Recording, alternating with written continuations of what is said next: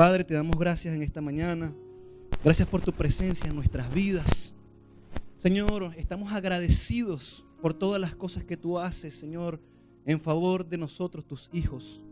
Esta mañana estamos dispuestos, Señor, en cuerpo, alma y espíritu, porque queremos escucharte.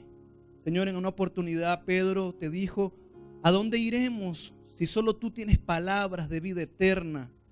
Señor, y hoy estamos reconociendo que tú tienes palabras de vida eterna, que tú tienes la palabra que nosotros necesitamos, la palabra que nos saque, Señor, de cualquier circunstancia y situación que estemos atravesando.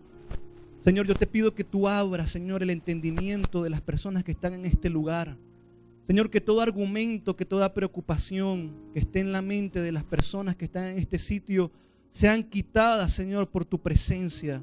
Y que la palabra, Señor, que en esta mañana va a ser impartida, Señor, produzca un fruto en abundancia, Señor, y sea de bendición para cada una de las personas que está en este sitio, para la gloria de tu nombre, en el nombre de Jesús. Amén y amén. Continuando un poco con lo que el Señor nos ha venido hablando desde comienzo de año, hay algo que el Señor me estuvo hablando muy interesante. Yo le invito a buscar el libro de Hebreos nuevamente. Hemos estado hablando acerca del libro de Hebreos. Hay un tema muy importante que nuestro apóstol estuvo tocando la semana pasada al finalizar su intervención. Y yo le decía el día domingo: predicaste parte de lo que ya Dios me había dicho que tenía que predicar, justo en los mismos capítulos todos, porque el lenguaje del Espíritu Santo es uno solo. Y yo meditaba acerca de todo lo que Dios nos viene hablando, y una de las cosas que más me ha llamado la atención es acerca del sacerdocio. ¿Cuántos saben quiénes eran los sacerdotes en el Antiguo Testamento? Si quiere levante su mano, si quiere no. Estos sacerdotes cumplían una función sumamente importante. Ellos eran los escogidos de parte de Dios para presentar los sacrificios, presentar ofrendas. No solo esto, sino que ellos se encargaban de ministrar en el tabernáculo. Luego también ministraron en el templo que construyó Salomón. Y a lo largo de la historia en la Biblia hubieron diferentes tipos de sacerdocio, diferentes sacerdotes. Algunos hicieron las cosas bien y algunos hicieron las cosas mal. En un principio Dios habló a Moisés en el libro de Éxodo y le dijo: mira, apártame a Aarón para que él sea sacerdote delante de mi presencia. Y le dio todas las instrucciones de cómo se iba a vestir Aarón y sus hijos. Sin embargo, si no me equivoco, creo que en el libro de Éxodo, en el capítulo 10, dice que a Nadab y Abiú, que eran hijos de Aarón, dice que ellos presentaron un fuego extraño delante de la presencia de Dios, y dice que Dios envió fuego de su presencia y los mató en el acto, los consumió el fuego, porque ellos presentaron un fuego extraño.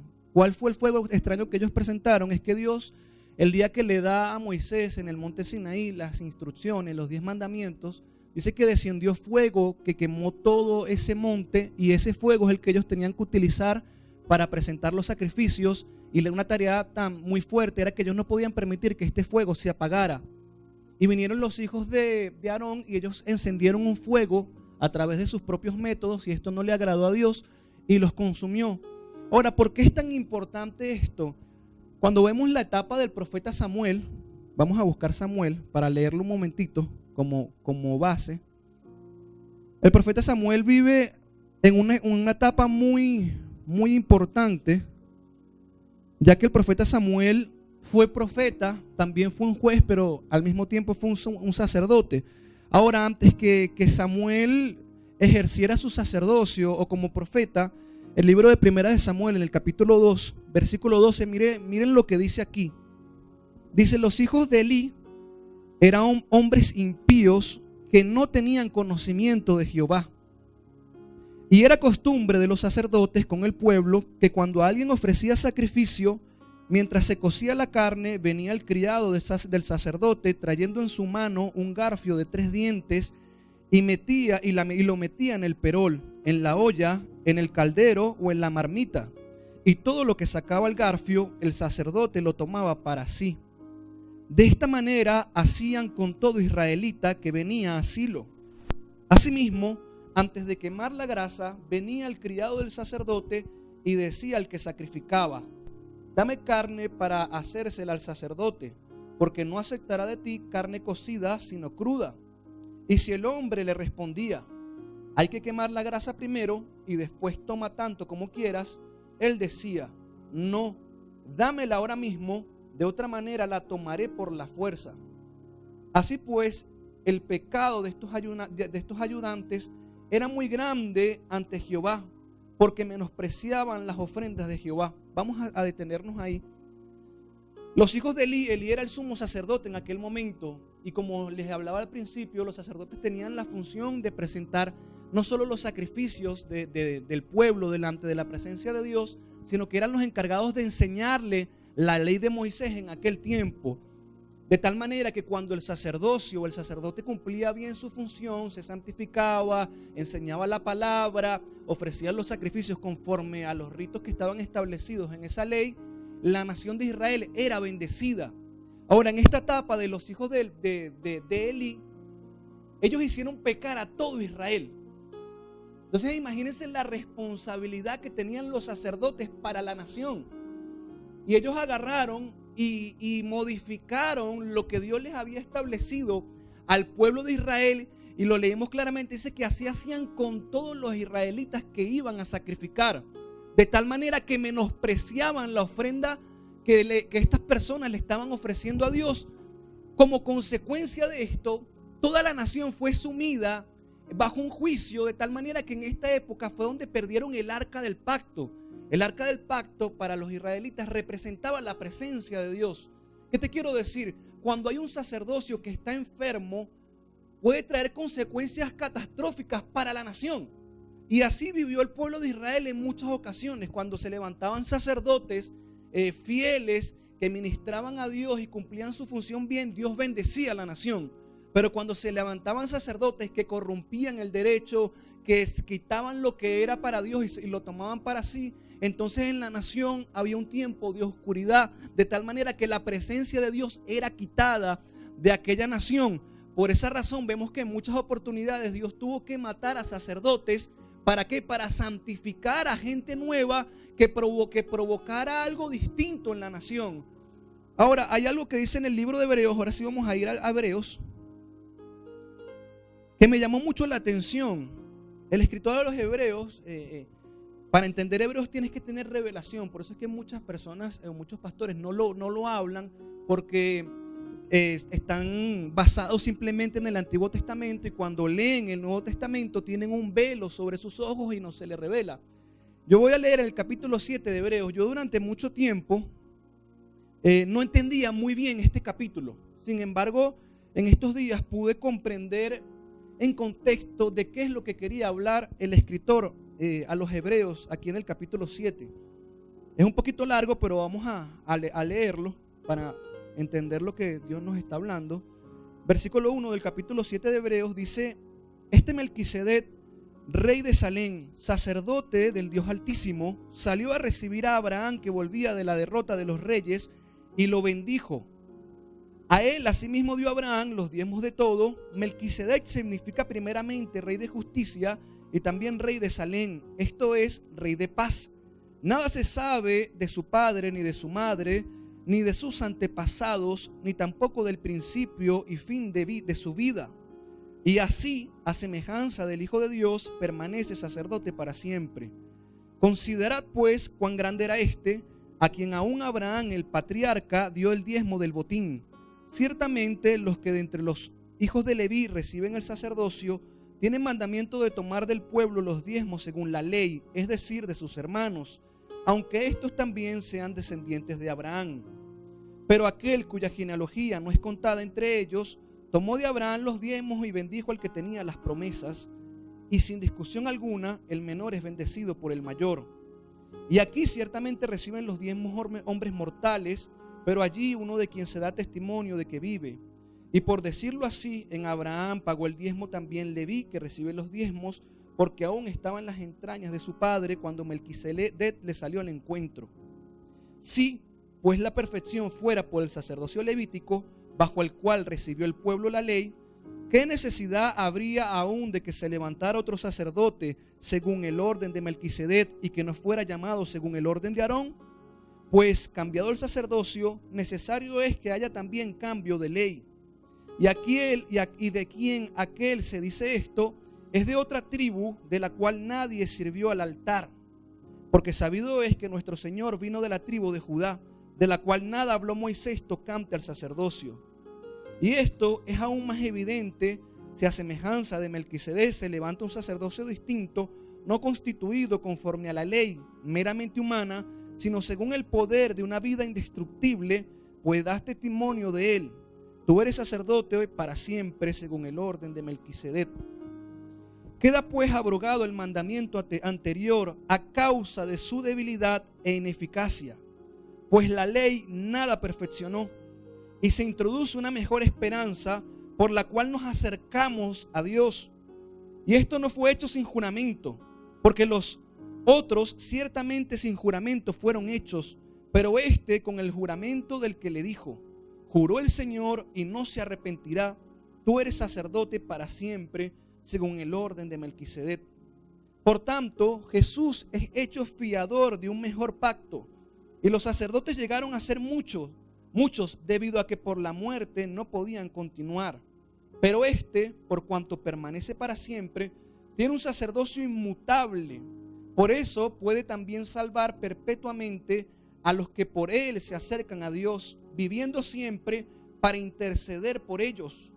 Tal sumo sacerdote nos convenía, santo, inocente, sin mancha, apartado de los pecadores y hecho más sublime que los cielos, que no tiene necesidad cada día, como aquellos sumos sacerdotes, de ofrecer primero sacrificios por sus propios pecados y luego por los pecados del pueblo, porque esto lo hizo una vez y para siempre, ofreciéndose a sí mismo. La ley constituye sacerdotes a hombres débiles, pero la palabra del juramento, posterior a la ley, constituye al Hijo hecho perfecto para siempre. Este pasaje bíblico es extraordinario. Ahora, para tú entender este pasaje bíblico, tienes que entender el contexto del libro a los Hebreos y por qué el escritor estaba hablando de esto. Cuando tú lees las escrituras en el Nuevo Pacto, en el Nuevo Testamento, en prácticamente ninguna parte se establece de que los cristianos tienen que dar diezmos. El diezmo fue establecido en la ley de Moisés para el pueblo israelita. Ahora, en uno de los pasajes bíblicos o en el único pasaje bíblico del Nuevo Testamento que se habla algo tocante acerca del diezmo es en este. Sin embargo, este se toma como una referencia de lo que hizo Abraham aún antes de estar en la ley. Ahora, ¿por qué el escritor hace referencia sobre esto? Cuando tú entras en contexto de lo que ocurría en la iglesia primitiva, dice la palabra de Dios que habían hombres que eran judaizantes. ¿Quiénes eran los judaizantes? Eran personas que cuando se comenzó a extender el evangelio a lugares fuera de Israel, que comenzaron a predicarse el evangelio a los gentiles, cuando se convertía, por ejemplo, un romano, un griego o una persona que no pertenecía específicamente a ese pueblo, ellos llegaban y los judaizaban. Ellos llegaban y le decían: bueno, tú tienes que circuncidarte, tú tienes que dar la primicia de esto, y todos los preceptos que ellos estaban bajo esos preceptos, sin embargo, no les correspondía a los gentiles. Ahora, entendiendo ese contexto, el escritor aquí a los Hebreos tiene que derribar estos argumentos exaltando el sacerdocio de Jesucristo por sobre el sacerdocio de Aarón. Cuando tú lees el capítulo 3 de aquí, del libro de los Hebreos, aquí el escritor habla sobre la supremacía que tiene Jesucristo como Hijo de Dios, como Dios por sobre Moisés. Entonces, cuando tú entiendes el contexto de lo que estaba ocurriendo en la iglesia de los Hebreos, es que habían personas que estaban levantando más a Moisés y la ley de Moisés que a Jesucristo. Entonces el escritor tuvo que derribar el argumento de la supremacía que tenía el sacerdocio de Aarón para establecerlos en un sacerdocio indestructible, inmutable y que no estaba bajo los débiles rudimientos que tenían los hombres. ¿Qué ocurría o qué ocurre si nosotros caminamos bajo el sacerdocio o bajo la influencia de la ley de Moisés y del sacerdocio de Aarón? que vamos a vivir tiempos donde nos va bien y tiempos donde a lo mejor donde caes y vives mal. ¿Por qué? Porque esa ley fue meramente humana. Y el escritor a los Hebreos, como acabamos de leer, dijo que si el sacerdocio de Aarón hubiera perfeccionado, no hubiera sido necesario que se levantara un sacerdocio diferente. Entonces Cristo vino como Hijo de Dios y se colocó como sumo sacerdote. El libro, aquí en el capítulo 3 dice, por tanto, hermanos santos, participantes del llamamiento celestial, considerad al apóstol y sumo sacerdote de nuestra profesión. Entonces, el escritor a los Hebreos, desde que comenzó a hablar, él habló de la supremacía que tenía Jesús por sobre el sacerdocio, por sobre la ley de Moisés y sobre todos los ritos que implicaba la ley de Moisés, haciéndole entender a los gentiles que a ellos no les correspondía caminar bajo esos rudimientos. Ahora yo te quiero decir, a nosotros no nos toca caminar bajo los rudimientos de la ley de Moisés, sino que nos toca caminar bajo un sacerdocio que es indestructible, bajo un sacerdocio que sí te puede perfeccionar, bajo un sacerdocio que una vez y para siempre entró y fue el sacrificio para pagar el precio por nuestra salvación. Entonces, cuando tú entiendes esto, mira, desde el capítulo 1 de los Hebreos dice que el Hijo es superior a los ángeles. Y dice, ¿quién le dijo jamás a algún ángel, siéntate a mi diestra hasta que ponga a tus enemigos por estrado de tus pies? Entonces, cuando tú entiendes el libro de Hebreos, vas a entender la supremacía que tenía Jesús por sobre todas las cosas. Ahora, Pablo a los colosenses le dijo algo que a mí me llama mucho la atención. En el capítulo 2 él le dice, miren, ciertamente hay personas que guardan los días, guardan los meses, hacen ayunos y hacen un montón de cosas. Y Pablo dice, ciertamente todas estas cosas tienen cierta reputación, cierta religiosidad. Sin embargo, todas ellas no tienen poder contra los apetitos de la carne. Entonces, para que nosotros seamos perfeccionados, seamos transformados, nosotros tenemos que entender bajo qué sacerdocio estamos. Y no estamos bajo el sacerdocio de Aarón, que dice que eran hombres débiles, que se morían, y como se morían era necesario que se levantaran muchos. Pero vino Jesucristo como apóstol y sumo sacerdote, y una vez y para siempre pagó el precio para que nosotros seamos libres. Eso quiere decir que ya nosotros no tenemos que caminar bajo los rudimentos y las ordenanzas del Antiguo Testamento. Una de estas ordenanzas era el diezmo. Ahora tú te pones a ver, ¿cómo entonces yo tengo que ofrendar o entregar o dar en el Nuevo Testamento? ¿O qué nos corresponde a nosotros? Lo que nos corresponde a nosotros es la generosidad, es la liberalidad, en donde espontáneamente, voluntariamente, tú puedes entregarle a Dios sin una restricción y sin un mandamiento que te obligue a hacer esto. Mira, el libro de Gálatas en el capítulo 3 dice algo que me llama mucho la atención. Porque aquí una de las cosas que acabamos de leer es que si el sacerdocio de Aarón hubiera perfeccionado, no hubiera sido necesario que se levantara un sacerdocio diferente. Y dice, y cuando se levanta un sacerdocio diferente, es necesario que haya un cambio de ley, haya un cambio de códigos, haya una manera diferente de trabajar. En el capítulo 3 de Gálatas, mira lo que dice en el versículo 10, yo lo voy a leer. Dice, todos los que dependen de las obras de la ley están bajo maldición. Miren lo que le dice el apóstol a los Gálatas.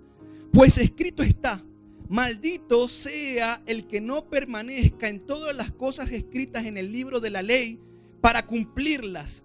Y que por la ley nadie se justifica ante Dios. Es evidente, porque el justo por la fe vivirá. Pero mira lo que dice aquí. Pero la ley no procede de la fe, sino que dice, el que haga estas cosas vivirá por ellas. Ahora, entendiendo esto, la ley dice, el que haga estas cosas vivirá por ella. Y yo siempre, una vez prediqué esto, yo lo prediqué de atrás para adelante. Porque la ley dice, el que haga estas cosas vivirá por ellas. Pero en los versículos anteriores dice, pero aquel que no cumpla todo lo que está escrito en el libro de la ley es maldito. Entonces, vamos entendiendo que hay un sacerdocio que no es como este sacerdocio que te dice, el que haga estas cosas vivirá por ella.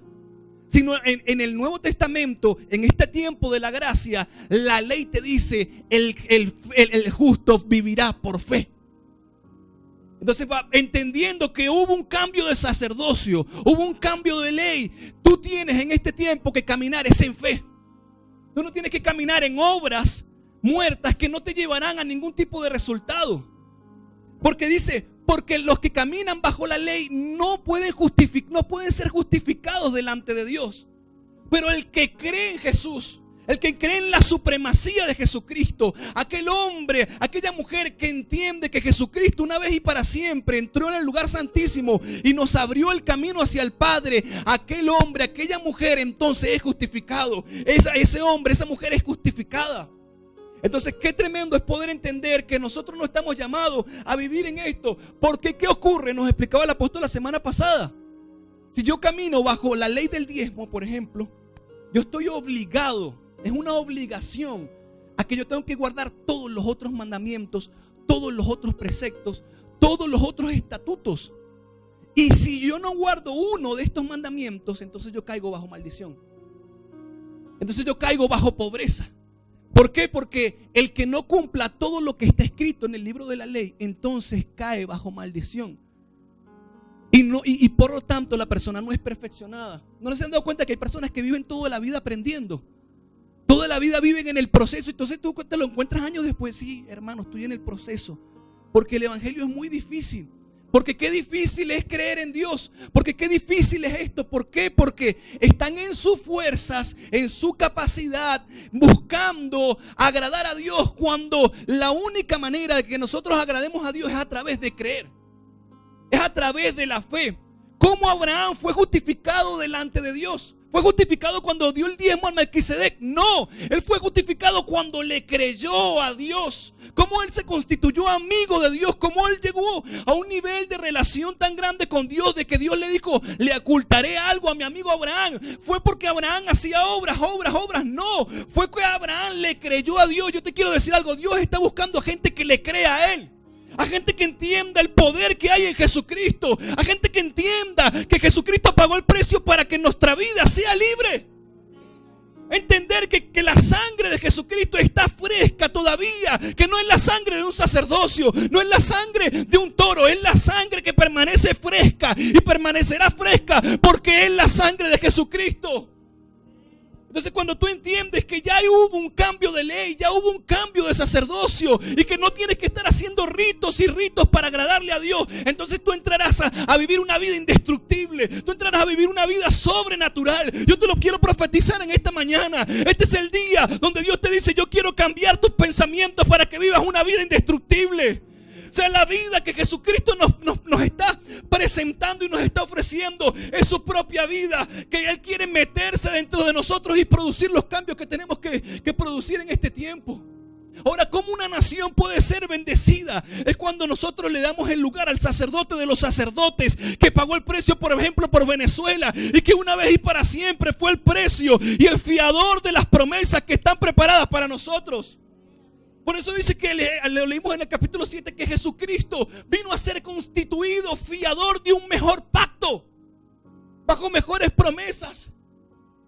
Cuando tú entiendes el significado de la palabra fiador, es alguien que se puso, se colocó como garantía de que lo que está ahí escrito se va a cumplir. La garantía no es un sumo sacerdote débil como lo fue Aarón, como lo fueron sus hijos que perecieron por fuego. La garantía es el Dios todopoderoso, es Jesucristo mismo, que es mayor que los ángeles, que es mayor que Moisés, que es mayor que Aarón y que es mayor que toda la ley de Moisés. Y Él es el fiador de que tú estés bien, Él es el fiador de que yo esté bien, Él es el fiador de que yo camine bajo prosperidad, bajo salud divina.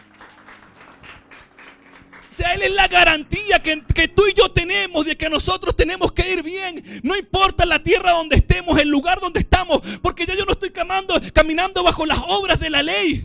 Yo estoy caminando bajo un sacerdocio vivo, bajo un poder sobrenatural distinto al que caminaron los hijos de Israel en el desierto. Ya yo no tengo que caminar en el desierto durante 40 años. Yo no necesito ver la nube delante de este edificio para saber que Dios está conmigo. Yo no necesito ver la columna de fuego. Yo no necesito ver el mar abierto. Lo único que yo tengo que creer, porque bienaventurado es el que cree y no vio. Bienaventurado es la persona que no está viendo pero está creyendo. Porque las señales son para los incrédulos, mas la fe es para Dios. Muchas veces en nuestra fuerza natural es más fácil guardar días de ayuno, hacer ritos y hacer un montón de cosas que creerle a Dios. Pablo dijo, La esperanza que nosotros tenemos es una esperanza que no se ve, porque lo que se ve, ¿para qué esperarlo? Entonces, cuando tú entiendes que nosotros caminamos de una manera distinta al Antiguo Testamento, entonces tú vivirás cosas distintas. Ahora, por ejemplo, ¿de qué es fiador Jesucristo en nuestras vidas? Si nos ponemos a pensar. Cuando tú lees el libro del profeta Isaías, dice que el precio por nuestra paz, Él lo pagó. Y Jesucristo es el fiador de que yo viva en paz, de que tú vivas en paz. Él es el fiador de que tú vivas en salud divina, porque por su llaga nosotros fuimos sanados. Dice que el castigo de nuestra rebelión fue por Él. Entonces ya no estamos como la iglesia católica antes, que tenía que pegarse un montón de latigazos para creer y para ser salvo. Ahora solamente basta creer. Es el único requisito que nosotros los gentiles necesitamos. Porque te quiero decir algo, si no es imposible de que nosotros podamos agradarle a Dios. Es por eso que ¿qué hizo Jesucristo? Dijo, yo voy a hacer el sacrificio. Yo voy a ser su sumo sacerdote. Ahora hay algo interesante, porque en este sacerdocio hay un único intercesor.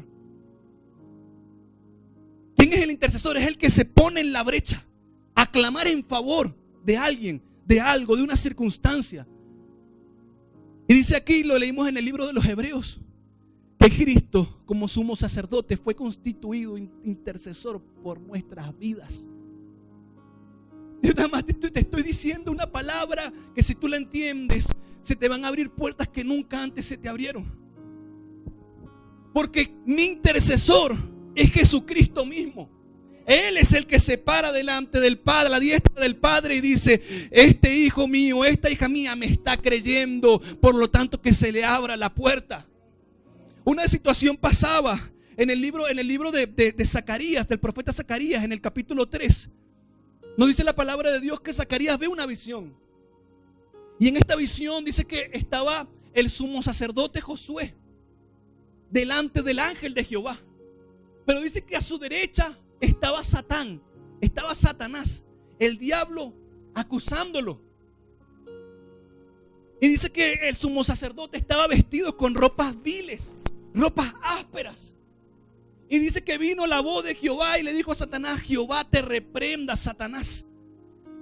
Y no solo esto, sino que a partir de esa intercesión de Jehová, dice que Jehová dijo, quítenle las ropas viles y restáurenlo. Y le dijo, yo quitaré tu pecado, le dijo a Josué. Pero no solo esto, sino que le dijo, yo en un solo día quitaré el pecado de la tierra. Yo estoy soltando una palabra profética. Cuando Jesucristo es tu intercesor, cuando Jesucristo es el intercesor de la nación, basta solamente un día para quitar el pecado de la tierra.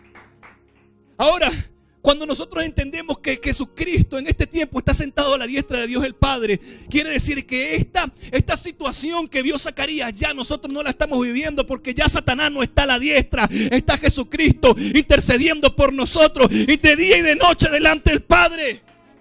Entonces ya no está el acusador, dígale al que está a su lado, ya no está el acusador, ya no está el que me está acusando delante de Dios. ¿Qué le ocurrió a Job? Satanás fue y le dijo a Dios, Job está bendecido, pero porque tú lo tienes consentido, porque tú estás con él. Y Dios le dijo, pero mi hijo Job me ama, me sacrifica y hace esto y hace lo otro. Y el diablo dijo, pero quítale lo que tiene, para que tú veas cómo va a renegar de ti. Pero eso le ocurrió a Job, eso lo tuvieron que vivir ellos.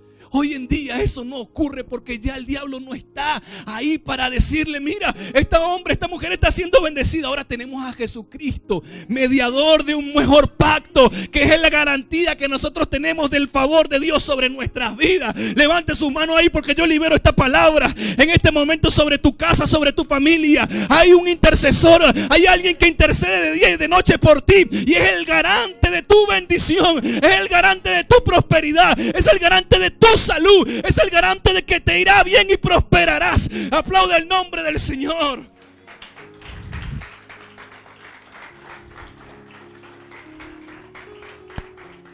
Por eso es que mira lo que dice, continuamos leyendo Gálatas, versículo 12, pero la ley no procede de la fe, sino que dice, el que haga estas cosas vivirá por ellas. Versículo 13, Cristo nos redimió de la maldición de la ley.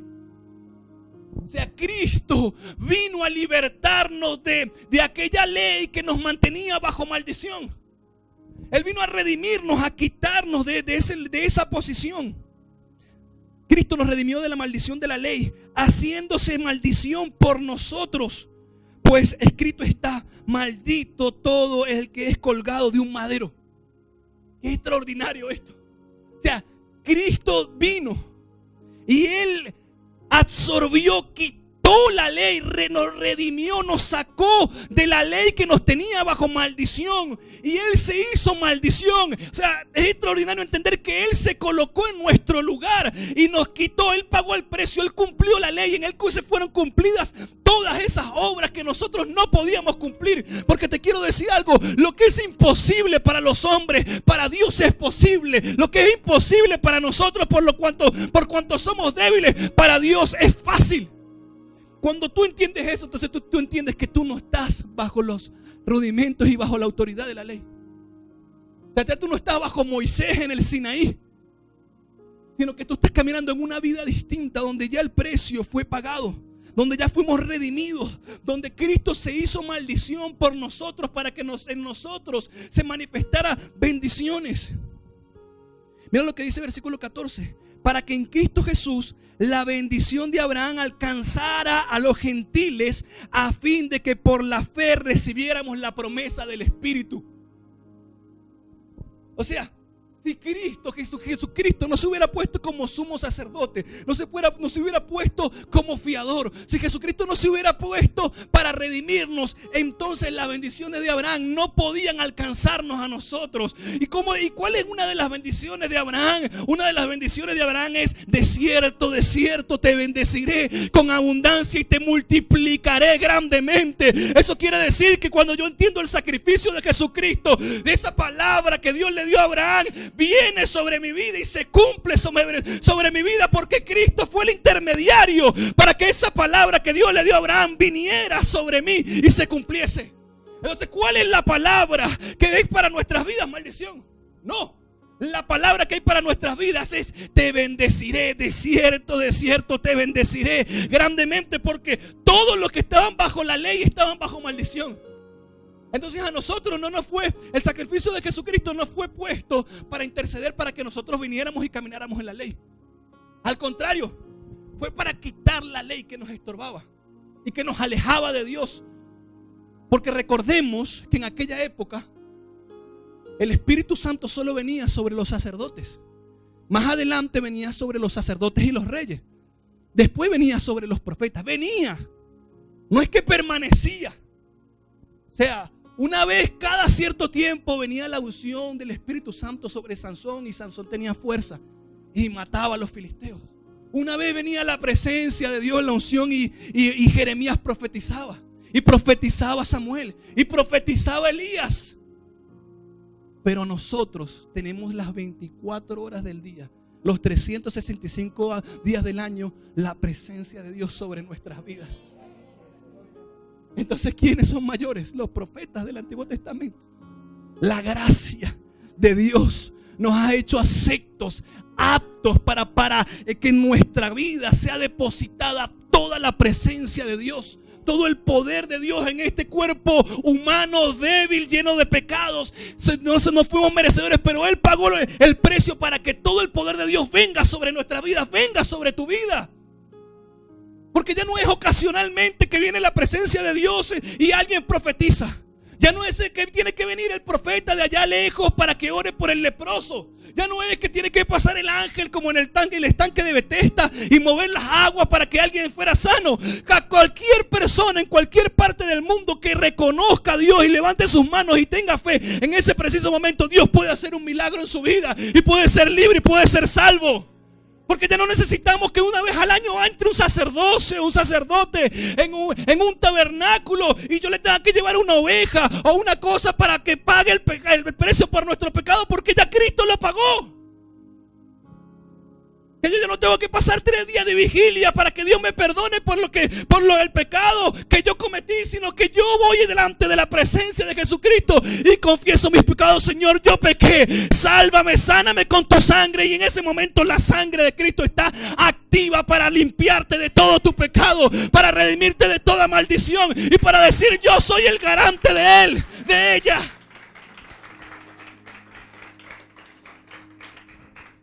Que ya no tiene que ir el sacerdote a interceder o como Moisés.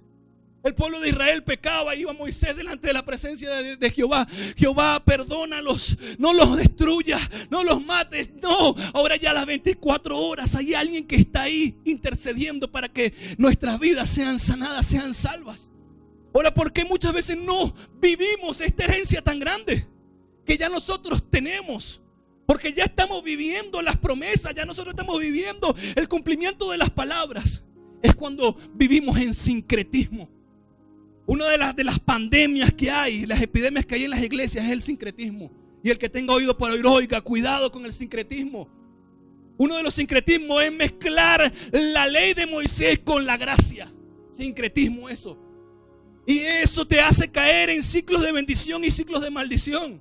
Y no puedes totalmente caminar bajo cielos abiertos porque estás caminando mezclado.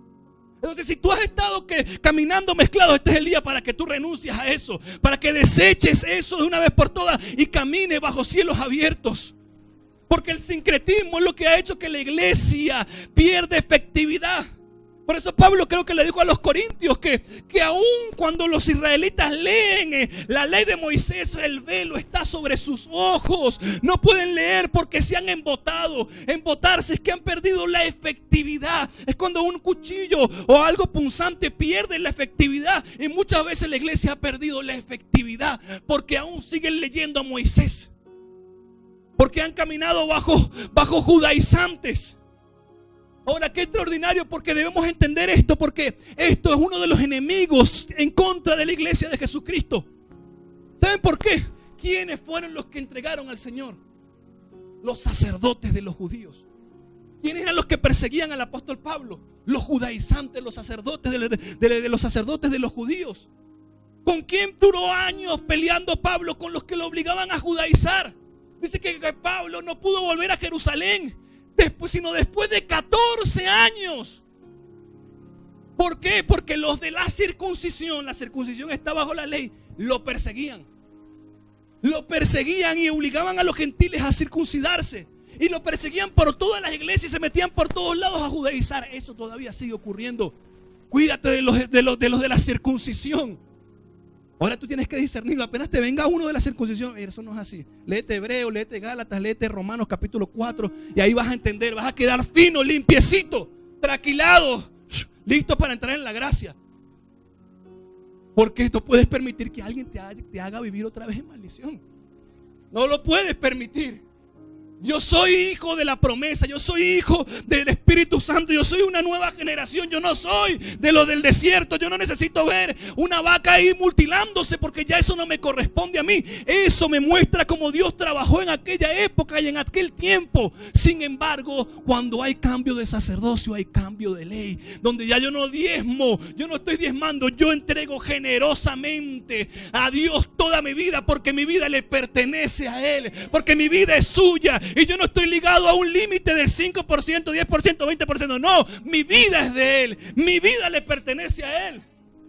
David, aunque caminó en esa época, él cuando estaba terminando sus días, le dijo a Dios: mira, todo esto lo he reunido toda mi vida.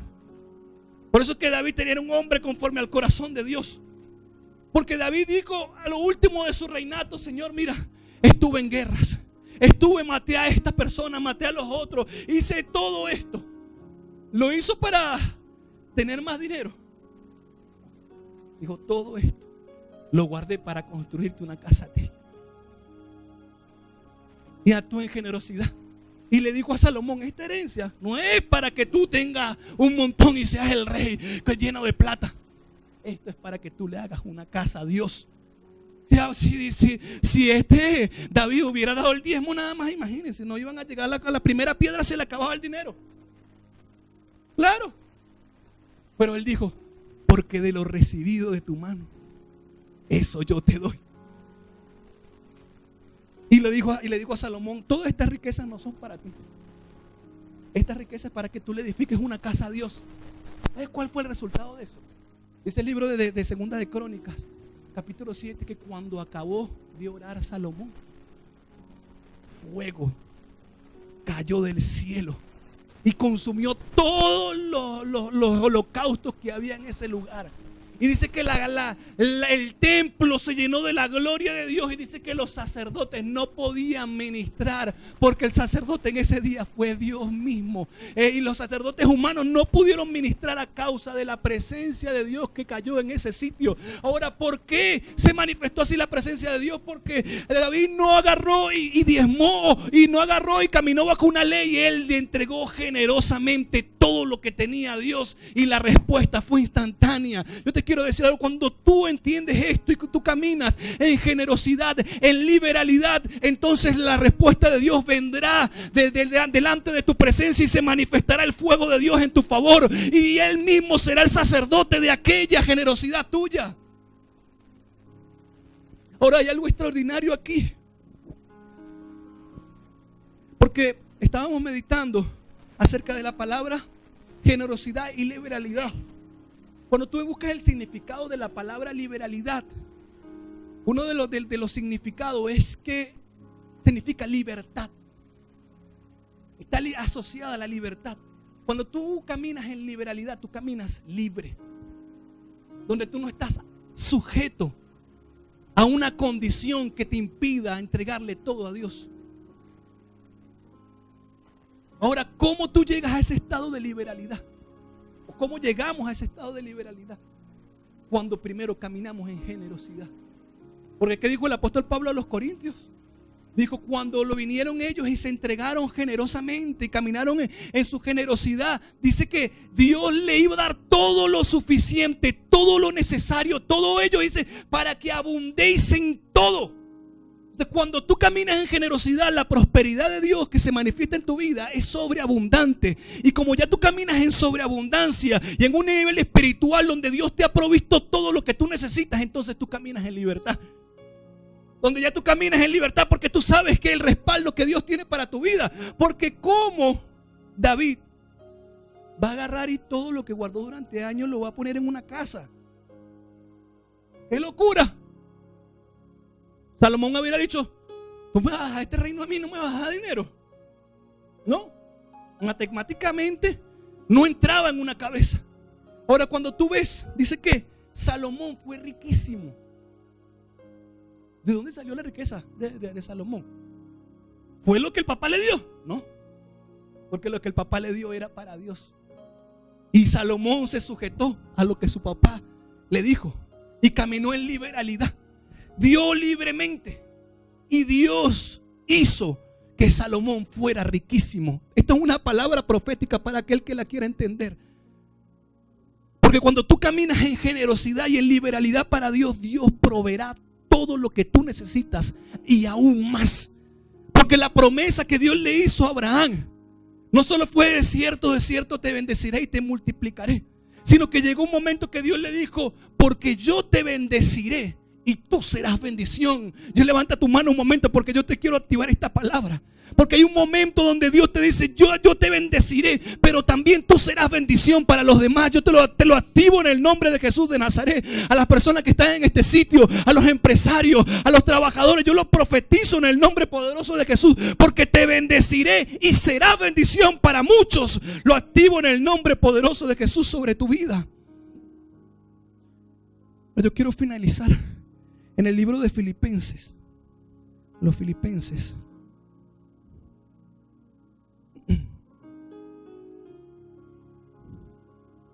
Haciendo cardio. Capítulo 4. Yo soy así.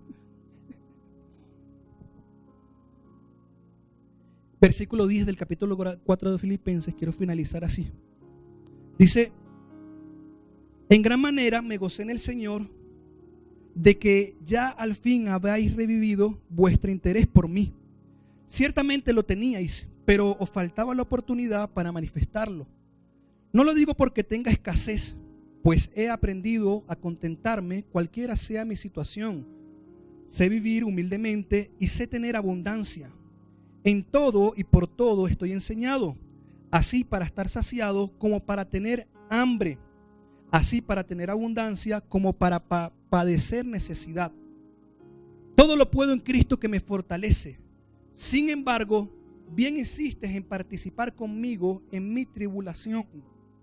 Y sabéis también vosotros, filipenses, que al principio de la predicación del Evangelio, cuando partí de Macedonia, ninguna iglesia participó conmigo en razón de dar y recibir, sino vosotros únicamente, pues a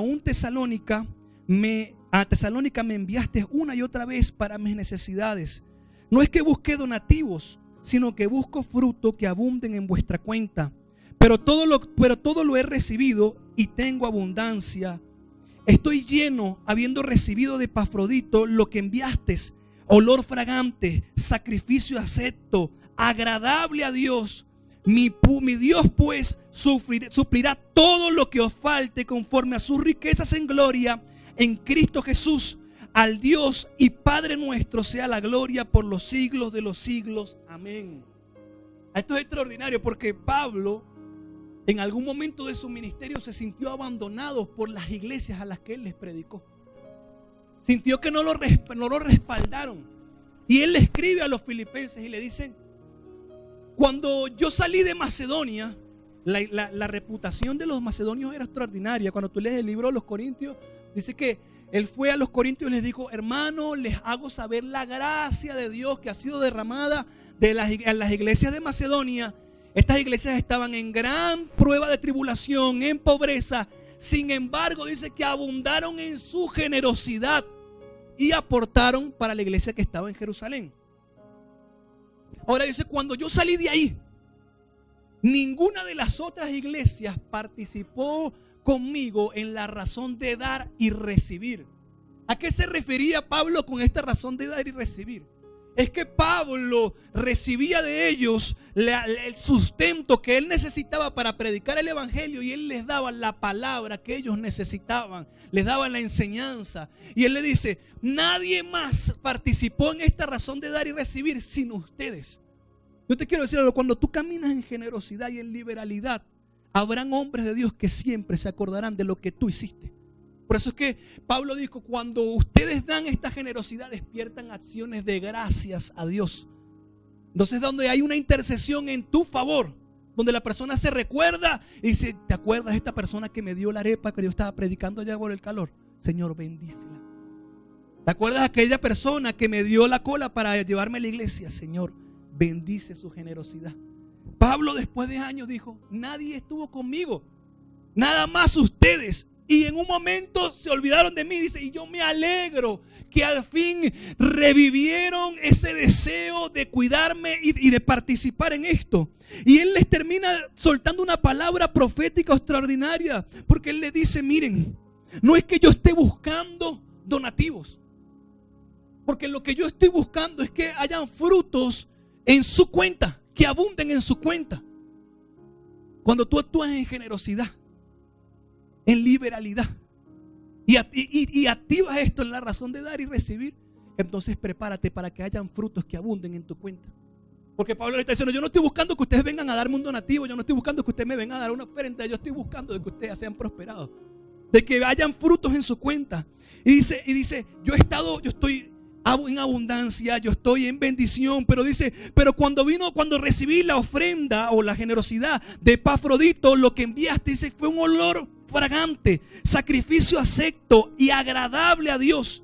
Y después él le soltó una palabra profética a la iglesia de los filipenses. Él le dijo: mi Dios pues suplirá todo lo que os falta conforme a sus riquezas en gloria que son en Cristo Jesús. Yo te lo quiero activar en esta mañana. Cuando tú actúas en generosidad y en liberalidad, cuando tú te entregas a Dios, prepárate para que mi Dios pues supla todo lo que te falte conforme a sus riquezas en gloria que son en Cristo Jesús, sumo sacerdote del nuevo pacto. Y dijo: y al Padre de nuestro Señor Jesucristo sea toda la gloria y la honra por los siglos de los siglos. Yo te invito a ponerte de pie esta mañana, Padre, te damos gracias, Señor, por esta palabra.